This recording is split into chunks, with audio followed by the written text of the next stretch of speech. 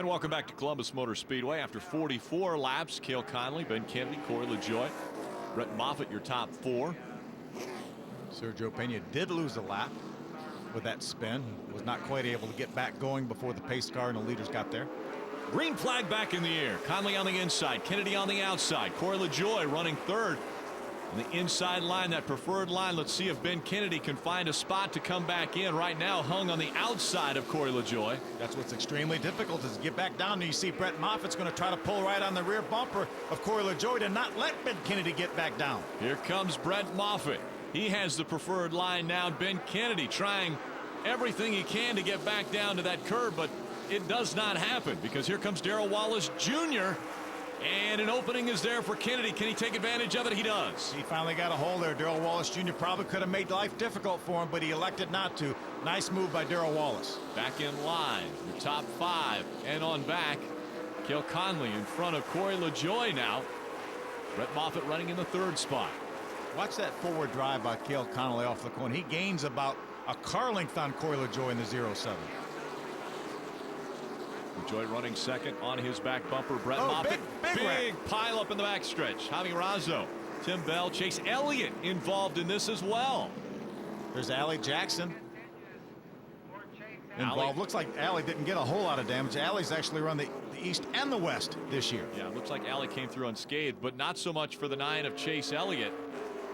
Chase was caught up in this incident once again. I think Chase will just lose a little bit of track position here. I don't think he lost another lap. But the problem is he's still being shown 2 laps down, and there are other cars 1 lap down, so he will not be eligible for the lucky dog. Take a look at what happens. You see back to the very top of our screen, Allie Jackson in the 73 made a little contact. Looked like that might have been the 9 of Chase trying to get underneath Allie. Cale Conley out in front.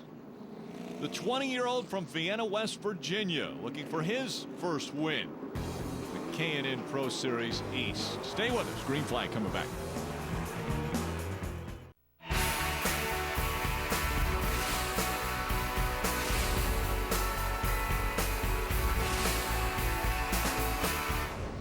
Corey LaJoie restarting second. Green flag back in the air. Little contact right after the start-finish line.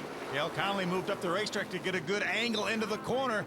They made contact. Now that'll open some door for Brett Moffitt. Brett Moffitt takes advantage of the bumping and banging up front, moves up to the second spot. LaJoie holds on to third. Great battle for fourth, though. Kennedy on the outside, Darrell Wallace Jr. on the inside.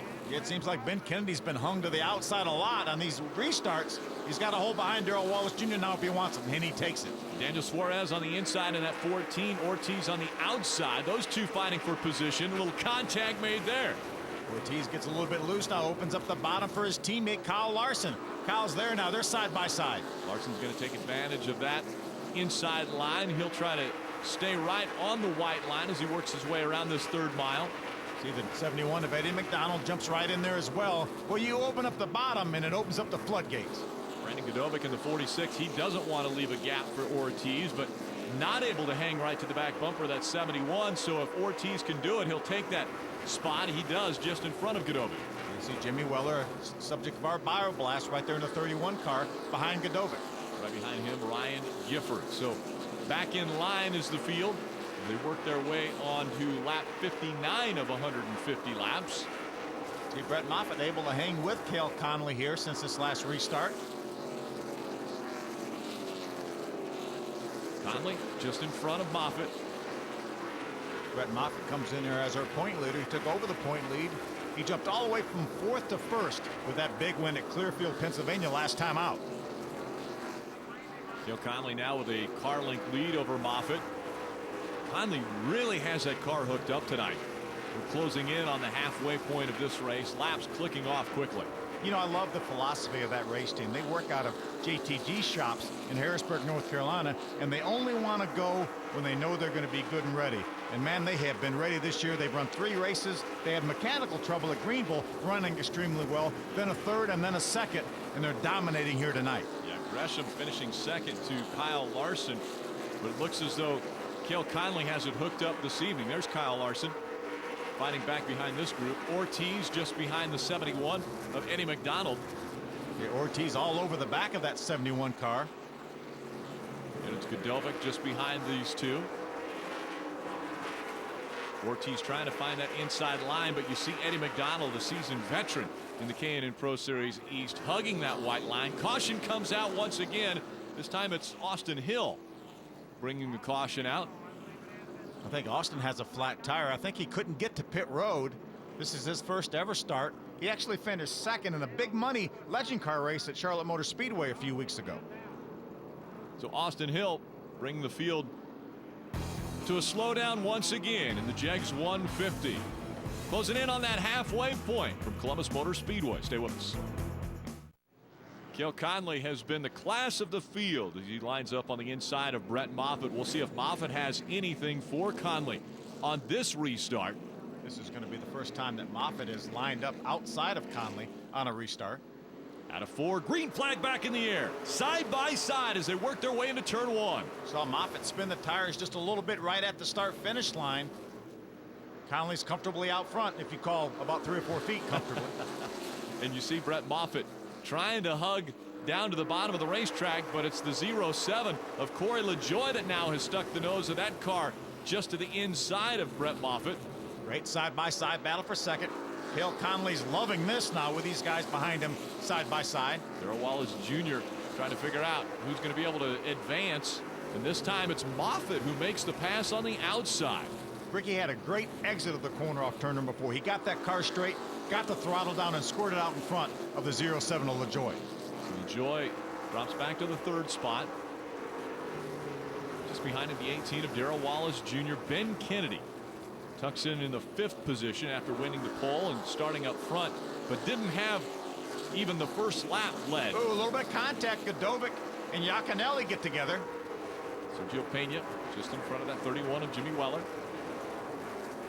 Back to Ryan Gifford in the 2 behind him, and Eddie McDonald just behind Ryan. See Suarez, the 14 car, right behind Eddie McDonald. Around for the season. He won this race last year. He says the car feels good right now, just a little bit tight. Yeah, feast or famine this year for Darrell Wallace Jr. He got that big win earlier this year at Greenville, had a 2nd place finish at Bowman Gray. Only one other top 10 this year. Ben Kennedy chasing behind that 18.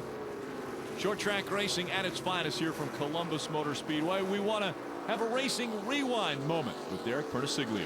Derek.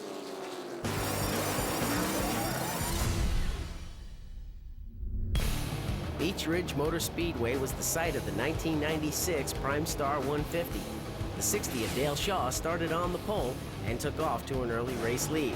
The 44 of Andy Santerre started 5th and made his way past the 92 of Mike Gallo. From there, he set his sights on leader Dale Shaw. Santerre passed Shaw for the lead on lap 57, but was nudged out of the top spot on lap 58. 8 laps later, Santerre would go around Shaw on the high side to take back the lead on lap 66. While that was going on, the 55 of Brad Layton was also on the move. Here he threads the needle between the 29 of Dave Dion and the lapped car of Jake Radebaugh. The top 16 stayed on the lead lap, but Andy Santerre hung on for the final 85 laps to take down the win. He was followed across the line by Dale Shaw and Brad Layton. I think I had a little bit better car today than he did, and last time he had a better car than me. And Andy Santerre staying very involved in the K&N Pro Series East. He's the team manager, general manager for the 11 of Brett Moffitt and the 1 of Sergio Pena for Shiggy Hortori's team. And we see the battle for second heating up. Brett Moffitt in the 11 has the position. Corey LaJoie trying to take it away. Now coming up on the slower lap traffic at 74 of Tim Bell. Yeah, Tim made 1 West Series start this year out at the Bull Ring in Las Vegas. End up with a top 10 finish. LaJoie working around the 74, able to clear him. That opens the gap up between 2nd and 3rd now. Pretty good gap back to the 18 of Darrell Wallace Jr., who runs 4th right now, with Ben Kennedy right behind in 5th. Ben Kennedy still trying to fight to get back up to the front after starting on the pole, but never leading a lap, because from the drop of the green flag, it has been all Cale Conley in the 47. At the start of the race, he was on the outside, and since he has been out front, he has chosen the inside line for every restart, and no one has competed with him up front. Derek Pertisiglio. And what a difference a year makes for Cale Conley in that number 47 car. Last year he finished 18th in this race, but this year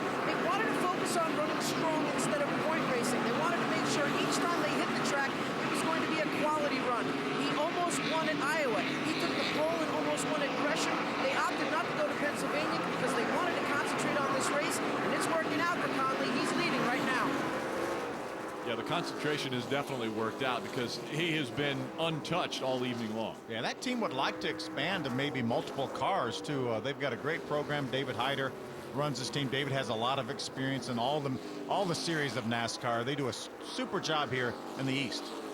As strong as Cale Conley has been, at least has shown at every race, he could be a title contender if he would choose to run every race. Yeah, and I hope they're thinking about running the year because, as you mentioned, he would certainly be one of the favorites going in. There you see your top three. Separated in the middle, the 22 of Sam Hunt wedged in between first and second right now. That 47 car has really looked good. I have not seen him spin the tires. He keeps it so straight up off the corner. That car just shoots off the corners here, where these other guys look like they're having to pedal the throttle a little bit. Closing in on the final 50 laps of this race. Again, it's just a 50-mile race here on the 1/3 mile Columbus Motor Speedway. You see Darrell Wallace Jr. had a little bit of a gap between himself and Ben Kennedy, but now they've closed in on the 12 of Avi Razzo. Razzo is a lap down car, so that allows the 96 of Ben Kennedy to get back on the back bumper of Darrell Wallace Jr. It's been a solid night for Ben Kennedy. Sat on the pole here, ran second early on. The only reason I think he's back this far is he got a bad break on some restarts being on the outside. Yeah, some tough opportunities for Ben Kennedy have put him back just the way. How about the battle for second heating up? Corey LaJoie all over the back bumper of the 11 of Brett Moffitt. Moffitt, as you talk about, Moffitt is one of those cars where we're seeing the back end kick out just a little bit as the caution comes out once again. This time it's Carlos Iaconelli who brings the 5th caution out. You see him right there. You see the damage to the left front of Iaconelli's car. Pretty significant body damage to that 15. So there's Brett Moffitt going by. Carlos Iaconelli, one of the 5 drivers born outside the United States, Sao Paulo, Brazil. So the 5th caution comes out. That means we will reset, go 2 by 2, and see the green flag when we come back to the Jex 150 here on Speed.